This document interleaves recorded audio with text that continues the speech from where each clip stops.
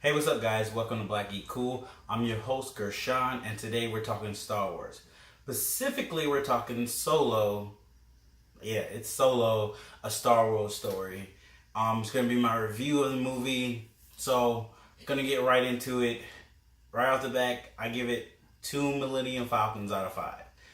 I was not impressed with this movie. I was actually a bit bored with it, not gonna lie. I wasn't really excited for a Han Solo movie. I don't really care about his past per se, at least for me. I think it being a mystery is better than knowing everything he did. Particularly if you're gonna do it and make it boring. That's just how I feel.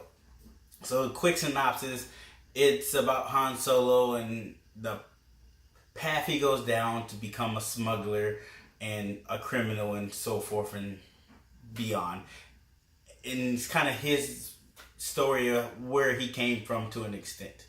Not super far where he came from, but to an extent where he came from and how he became who he is. The problem is, I forget his name. No, the first problem is they took this Miller away from Chris. Is it Chris? Chris Miller. I'm pronouncing that wrong probably. And Phil Lord. They directed the Lego Movie, which was a good movie. That was good. They were directing this.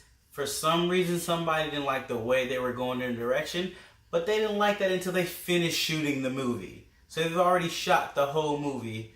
They said, no, we don't want to use you guys. We're going to get a new director and reshoot this whole movie. They went and got Ron Howard to reshoot the movie. And to Ron Howard's credit, he did a decent job. He just made a very kind of boring Star Wars movie. Not even a Star Wars movie, a side character Star Wars movie, not within the set trilogy. So that makes it even worse. But there are some good parts in this movie. They're few and far between, and unfortunately this movie relies too much on nostalgia to carry it through and not make a good movie. Lando is in this movie. Donald Glover plays Lando. He does a good job. Feels like they toned him down a little bit, but he still does a good job.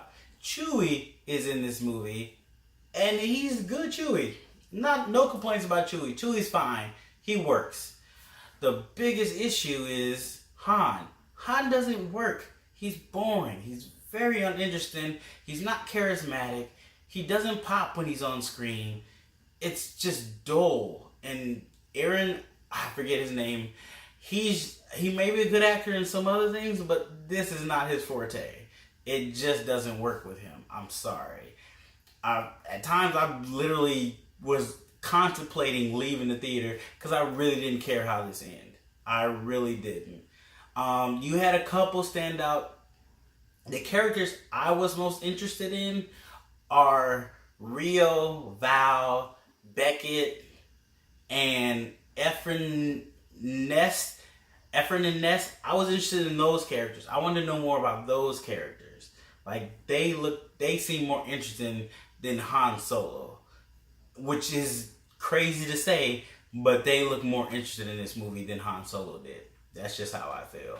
So I'm about to get into a little bit of spoiler stuff. So I'm gonna hit you with a spoiler warning. So that if just to wrap things up for the non-spoiler review, because I'm not gonna do 2 videos for this because it's not that good of a movie for that.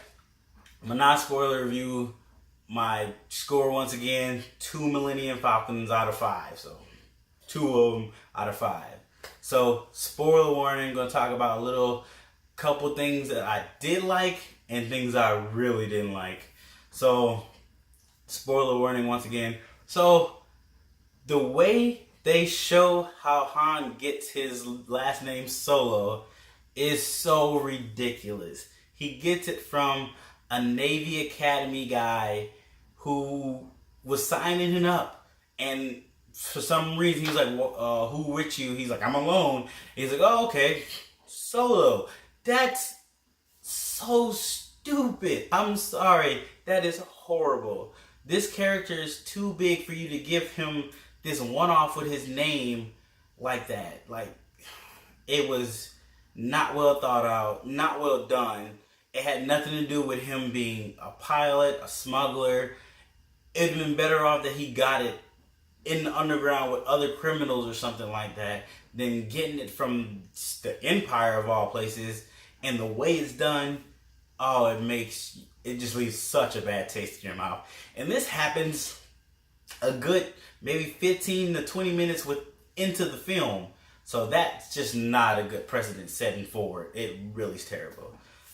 The good thing though, Chewie and Han's meeting for the first time, it worked. It's funny.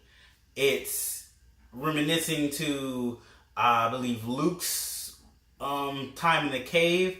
I forget the name of the monster. I just blanked on it. But it's reminiscent to that. And it works. It's funny. But that's the only time Chewie and Han, I feel at least, have good chemistry. Everything else is just kind of Han reacting to Chewie saying something or doing something, or trying to make a joke at Chewie's expense, and it just doesn't work. It doesn't land for me. Them two together aren't like the original Chewie and Han. It just doesn't work as well as you would think it would.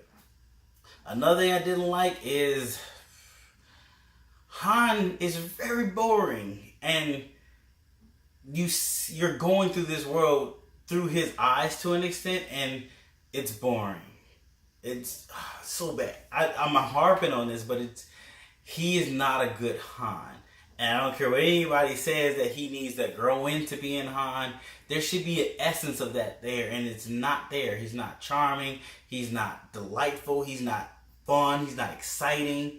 He's not thrilling. Like, it seems like everything happens to him by luck. He doesn't seem to even have skill on stuff, which is like the Millennium Falcon, the whole the Kessel Run, the way it ends up showing the Kessel Run, it's so disappointing. The Kessel Run has been hyped up so much. It's this amazing story, and then when you see what their idea of the Kessel Run is, it's over in 2 seconds, and it's not anything he did amazing. He just waited until they put something in there and he told them, okay, go, just shoot out. And it wasn't exciting. He didn't do any awesome flying to do it or none of that. Like, you expect him to do some awesome maneuvering or something. None of that. Just, hey, wait till I put this little drop in here so you can jump into hyperspace into this hole right there.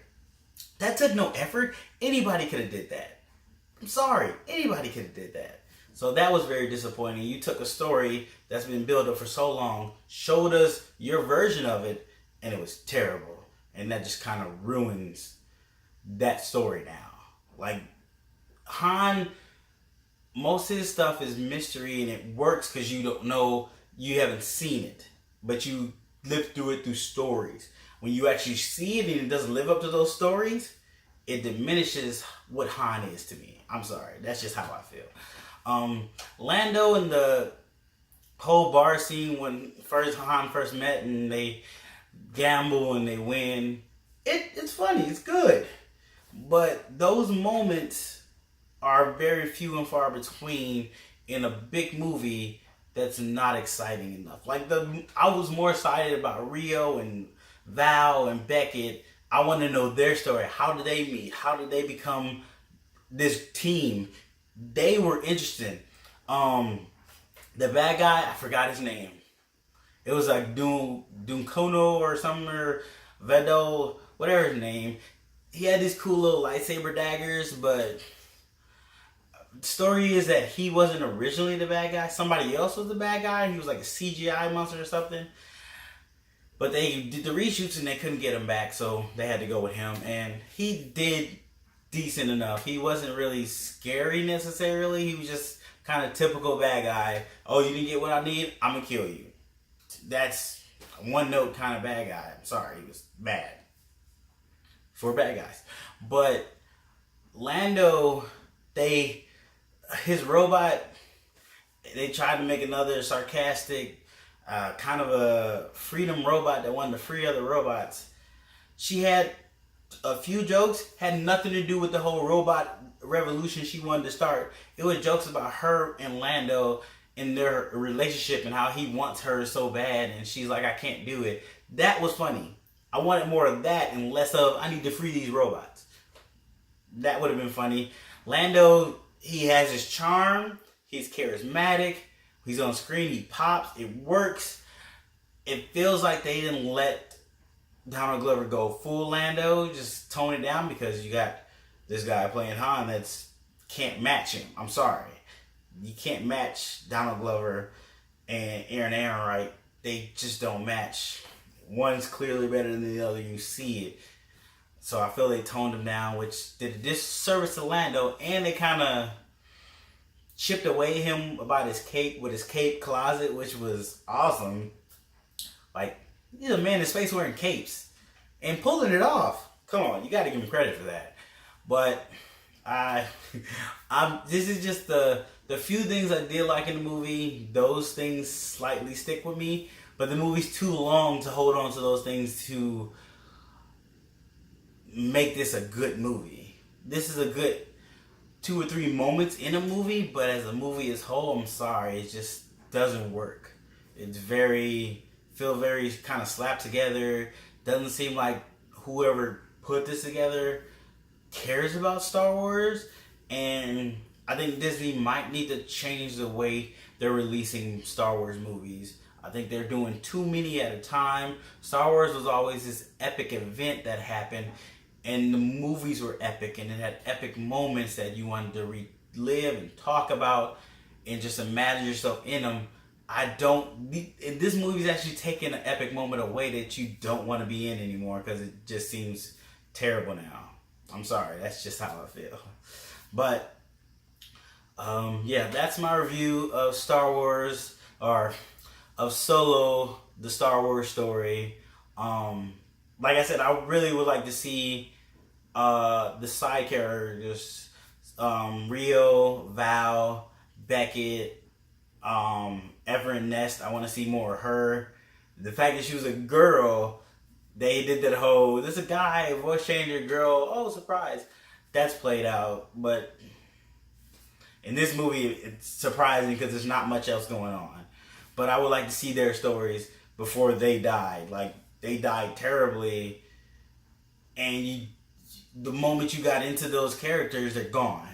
I get it, this is a prequel. A lot of these characters are not going to be around for new stuff, but you made interesting characters and you just killed them off. I want to see those characters. I want to see another prequel with those characters and how they became a team. And Efren Nest's mother, I want to see her, how she passed it on to her daughter. I'm interested in that now. I want to see other stories that pull away from Han and Luke and Leia. This is a giant universe. Tell some of those stories. Everybody doesn't have to be connected to those people. They can be connected to way more people in this universe. So Disney, make other Star Wars stories. Slowly make Star Wars stories besides the Jedi. Well, do the Jedis, besides the Skywalker clan, or Han's clan, who is now a Skywalker clan too. But that's another story.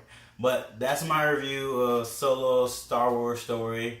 As always, you can catch me at Black Geek Cool on my Twitter, Black Geek Cool here on Facebook. I mean, on YouTube, and Black Geek Cool on Facebook. If this is your first time watching one of my videos and you liked it, please hit the subscribe button.